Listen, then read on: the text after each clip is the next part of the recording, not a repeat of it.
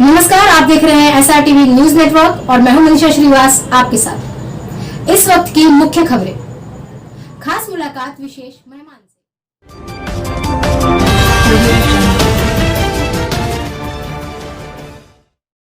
दर्शकों, इस वक्त हमारे समक्ष है Kamala Nehru college of pharmacy के principal doctor Jagdish Baheti sir है। सर, हमारे चैनल्स में आपका स्वागत है। Thank you. सर, हम आपसे ये जानना चाहेंगे कि कॉलेज जो है आपका, फार्मेसी जो कॉलेज है, किस तरह का एक ओवरऑल परफॉर्मेंस है स्टूडेंट्स का, क्या प्रोग्रेस है, उस बारे में बताइए। हमारा कॉलेज ये अमर सेवा मंडल द्वारा संचालित है।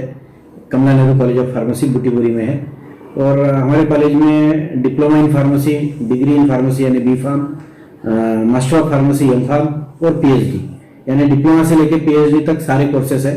और बहुत अच्छा टीचिंग स्टाफ है, बहुत बड़ी टीम है मेरे पास, 30-35 लोग टीचिंग स्टाफ है, उससे सपोर्टिंग स्टाफ है और उसके वजह से हम बच्चों का ओवरऑल डेवलपमेंट अच्छा करवाते हैं। एकेडमिक्स का भी अच्छा रहता है।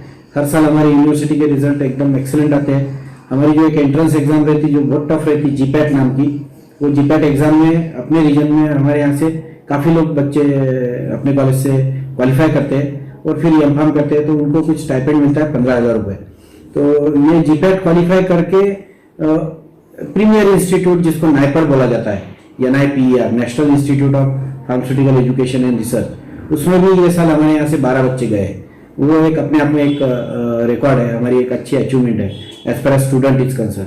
स्टूडेंट के प्लेसमेंट भी हमारे लगभग 22 से 23 कंपनीज के साथ MOUs है, जहाँ हमको प्रायोरिटी देती है, कंपनीज हमको प्रायोरिटी देती है प्लेसमेंट के लिए।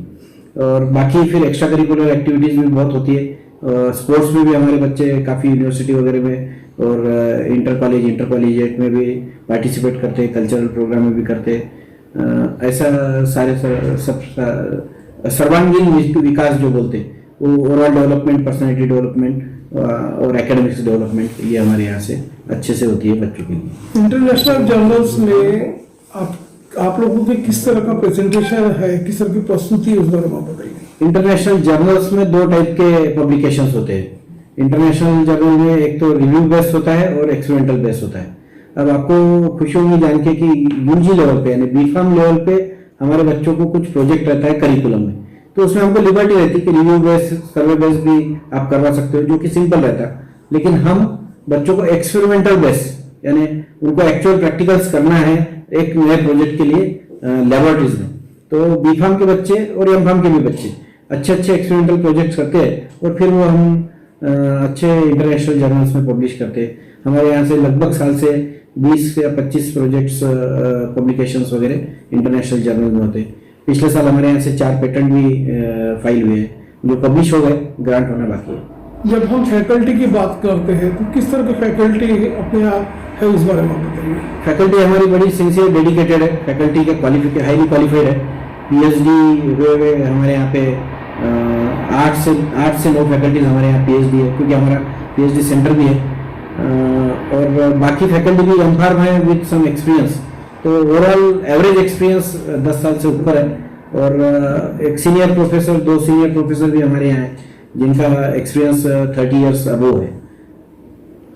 जैसे कि हाल ही में सेंट्रल गवर्नमेंट ने न्यू एजुकेशन पॉलिसी जो डिक्लेयर की है, उसके तहत किस तरह का सॉफ्ट स्किल डेवलपमेंट या आर्टिफिशियल इंटेलिजेंस जो कहते हैं, उसका कुछ आपके यहाँ पे है क्या? नेशनल एजुकेशन पॉलिसी में बच्चों को थोड़ी सी लिबर्टी दी गई है।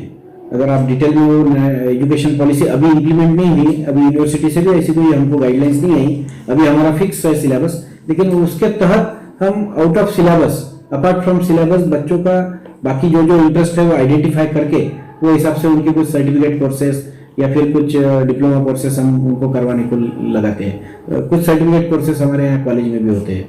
और नेशनल एजुकेशन पॉलिसी के हिसाब से जो बच्चों का एप्टीट्यूड देख के, बच्चों का कल देख के, उनका इंटरेस्ट देख के, उनके हिसाब से अब हमारे यहाँ बाकी स्पोर्ट्स वगैरह ग्राउंड हमने डेवलप कर लिए हैं। एक म्यूजिक सेंटर भी हम डेवलप कर रहे हैं। तो ऐसा ओवरऑल वो लाइन में हमने काम शुरू कर दिया, लेकिन हमको अभी गाइडलाइंस नहीं मिले हैं। कॉलेज का ओवरऑल ग्रोथ देखते हुए स्टूडेंट्स जो मेरिटेड स्टूडेंट्स हैं, उसका क्या स्टेटस है, उस बारे में बताइए। कॉलेज का ओवरऑल ग्रोथ को देखते हुए, सक्सेस रेट को देखते हुए कॉलेज के स्टूडेंट्स का किस तरह से मेरिटियस स्टेटस है उस बारे में आप बताइए। मेरिटोरियस स्टेटस यानी यूनिवर्सिटी में काफ़ी बार हमारे यहाँ से रैंकिंग अच्छी रहती है बच्चों की। लगभग हमारे फाइनल ईयर के सारे बच्चे फर्स्ट क्लास में पास होते हैं और बेसिकली उनका परफॉर्मेंस अपने को अगर जज करना है तो वो जज होता है आप जब इंटरव्यू में जाते हो और क्वालिफाई होते हो और कंपनी में आपको जब प्लेसमेंट मिलता है। तो लगभग आज तक हमारे यहाँ से जितने बच्चे इंटरव्यूज में जाते हैं, हम यहाँ प्लेसमेंट करवाते हैं, उसमें से 80-90% बच्चे वहाँ प्लेस हो जाते हैं।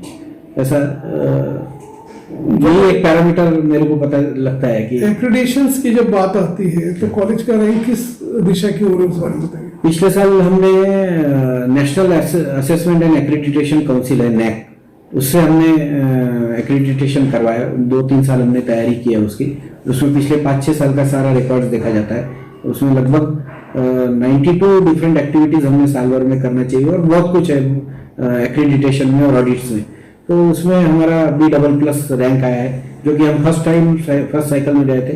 तो B++ rank is considered as a good rank. तो अब हम A और A+ के लिए वापस अगले साल ट्राई कर रहे हैं। सर, फार्मा की अगर बात की जाए तो फार्मा जो सब्जेक्ट है D.Pharm P.Pharm, तो उसमें अभी बच्चे बहुत कम आ रहे हैं, बहुत कम एडमिशन उसमें हो रही है, क्या वजह हो सकती है?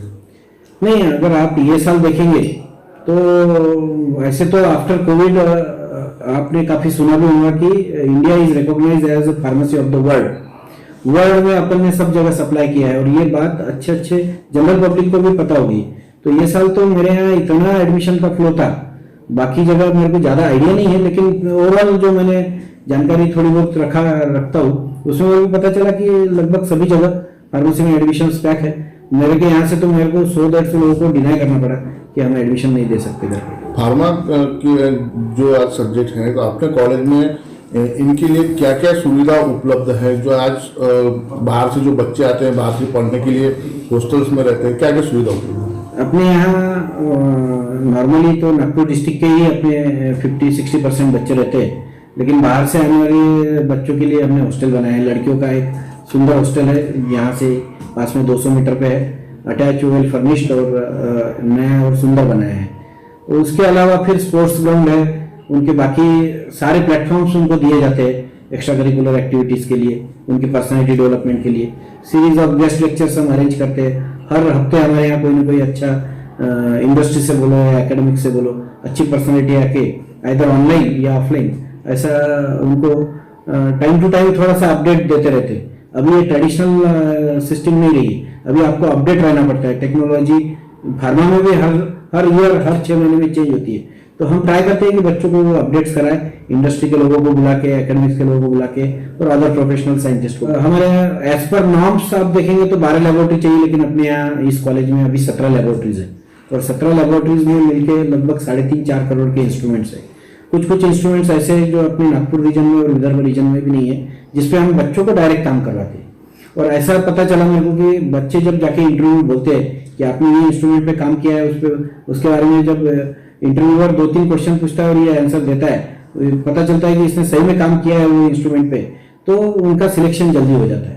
तो ऐसे 10-10, 12-12, 20-20 लाख के इंस्ट्रूमेंट अपने पास है, जिसके मैं नाम बताऊँ आपको। फ्लूइडाइज्ड बेड प्रोसेसर है, स्पिरोनाइजर है, एक्सट्रूडर है, FTIR है। ये इंस्ट्रूमेंट सिर्फ दिखाने के लिए या टीचर के लिए नहीं, इस पे हम बच्चों का भी हैंड्स ऑन प्रैक्टिस अच्छे से करवा के लेते हैं।